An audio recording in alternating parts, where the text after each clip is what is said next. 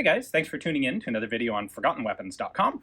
I'm Ian McCollum. Today, in French lizard camo and some British shorts, but styling.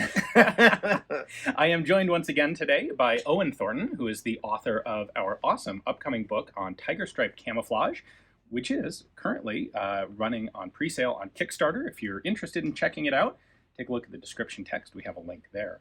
But what we want to talk about today is a particularly relevant and important set of camouflage that's in the book, that certainly deserves to be in the book. And well, I've got the tag here that came off of it. That's right. And right up here at the top, it says Mr. C.B. Baker, GS13 CISO. Who is Mr. Baker? Well, Mr. Baker was originally a U.S. military officer who sidestepped and went into the civilian marketplace. And Okay. that was basically, he was a CIA employee or CIA funded group, and he worked for CISO, who were the Counterinsurgency Support Office. Okay. They had a premises on Okinawa, and they developed certain goods and equipment for the 5th Group in Special Forces. Okay. And those goods involved uniforms, black pajamas, rations, rucksacks, knives, lighters, boonie hats, Okay. boots. Like literally everything that the special ops guys needed that was unique to that environment. Exactly. But at the time in Vietnam, there was the big hard channel for supplying special forces. So they made goods that weren't stamped with "Made in USA." Okay. Okay, because of the nature of the war, it was CISO began life in 1965. Okay. And it went basically all the way through to the war's end, to the U.S. involvement in the war's end. So one of the things in Vietnam, American troops found the need for camouflage uniforms.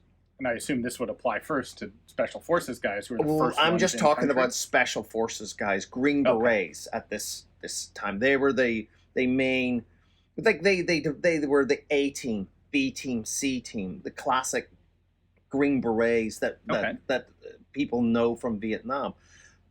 Though they weren't issued camouflage uniforms. The Green Berets at the time made use of Vietnamese tiger stripe uniforms. So why didn't the U.S. send them over there with camo? Because the U.S. policy in the 1950s was camouflage bad, green uniforms good. Okay. They came up with the higher up, the head bosses thought that camouflage uniforms were a defensive uniform. But the Green Berets realized in the jungle environments, in the highlands, they needed camouflage uniforms, and they were taking the offensive position on the VC and VA troops.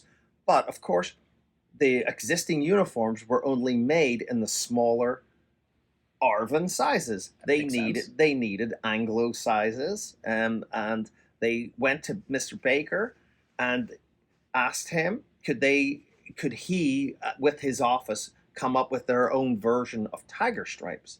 Okay. So they found a local contractor who was already working for them, producing items for their organization, and they came up with this tiger stripe pattern made on Okinawa, which I refer to as the Okinawan tiger. So this is basically a copy or a very close inspiration from the South Vietnamese official issue tiger. Exactly. We've talked previously about the Vietnamese Marine Corps and their type of tiger stripe. This is a basic copy of that. There's a few things added, a few things subtracted to the drawing, but this is basically this uniform. Okay. Yeah. Now, what makes this uniform very unique, and this is a tiger suit. It changes from the Marine Corps pattern configuration to 2 large chicken-style pockets. We call them chicken because of this box pleat. Okay. It has a sleeve pocket for a field dressing. Okay. But this is item, this is suit number 1. On the tag, it gives the date, start date, cut date of 1965, Yep. September 30th, 1965, with Ben Baker's name, contractor, and other sewing instructions. Also, the tag has a U.S. official government part number, as Okay. it were, like on an aircraft or a screw. Okay, yeah, Yeah. there's one right here on this as well. So it has a metal bonded, galvanized steel seal, like a government seal, with the seal number, which corresponds with the tag. Sadly, over time, this tag's become detached, but the numbers match up. This Luckily, one's still attached. yeah, luckily the pants has survived a little bit better, but they're both on issued condition. So- And it's also marked Yogi in the back. Let me just clarify, like, this seal didn't go on every set. No, this is what in the clothing business, this is called a sew buy. Okay. So this means this is the first set produced. This would go to and live in the factory that produces it, in the manager's office, and periodically, as the production line was moving through and garments were cut, you would take a suit out of main production, bring it into the office, and with a caliber gauge or a measuring tape, you would measure to make sure that the sewing factory was making it exactly like this. So this is literally like the sealed prototype. This is a standard pattern. This is a sealed prototype. That's so cool. Tiger stripe, tiger number 1. Yeah. Yeah, and I mean, this just stands on its own. And luckily, Mr. Baker, he brought a few things back from Vietnam after he retired. That was going to be a question. Is like, how on earth did this? Well, it's one of those things that's very, how did that happen? Well, he had the foresight to keep some of his special pieces, which, for a man who's seen it all and been in the middle of this operation, for him to keep a handful of things, it obviously held a very special significance Yeah, it must have. Yeah. to him and to what it meant to the Green Berets, to American Special Forces, to the lineage of camouflage for the U.S. Army. Yeah. So I see that's marked USM Yogi. Yes. What is all that? So this is U.S. size medium. Okay. The pants are also marked U.S. size medium, with Yogi, who is the manufacturer. Now, Yogi okay. had a factory in Okinawa that, as I've said before, he made for CISO, but he also made civilian clothes. But he had a very tight, famous business. This is before they actually came up with a stamp for inside, a rubber stamp to say U.S. medium, U.S. large, U.S. small. So this is, again, in Yogi's handwriting that shows that he touched this, it passed through his hands, and it's very special. That is very, very cool. Yeah.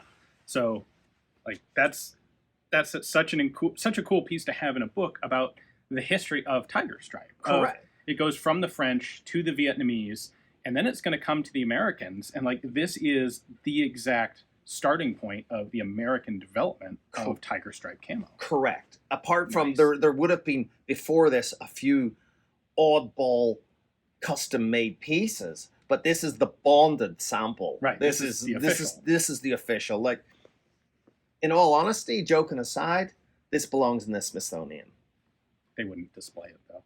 Well, they might because it's or cloth, it belongs in 5th group, something like that. the museum. I mean, it stands alone. This is one of the best things I have in my collection.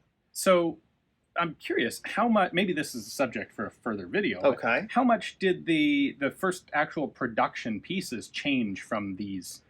Did they stick with this pattern for a while? This pattern, everything's a little bit exaggerated. It's got very large collar. The pockets are bigger. The print is what I call, it's an Okinawan print, but I also call it Fat Tiger because the black stripes are very thick. Okay. In the next generation, this is 1965, went into production. 1966 was fielded 66. By 67, they'd amended the print. They'd put it on a little bit lighter weight cloth, and they had just changed the dimensions of the garment. It became less boxy Okay. and a little bit more streamlined. Okay. But one's got to remember that these uniforms were made for soldiers who were peak physical fitness and from the 1960s. So they weren't as big and bulky as soldiers and humans are today. So everything's just a little bit finer and fitted. Okay. Yeah. That is super cool. Thank you very much for sharing these with us. I'm very excited that these will be in the book, and I think it's just a really good example of the quality and the level of depth of the material that you've got in this book. Absolutely. So we're really excited to be publishing this. If this has perhaps piqued your interest in Tiger Stripe, definitely check out that Kickstarter. There are a number of cool stretch goals we're working on. There are some extras that we're also launching with the book. You can see it all through the link in the description text below. Hopefully you enjoyed this look at a piece of particularly historically relevant Tiger Stripe. Thanks for watching.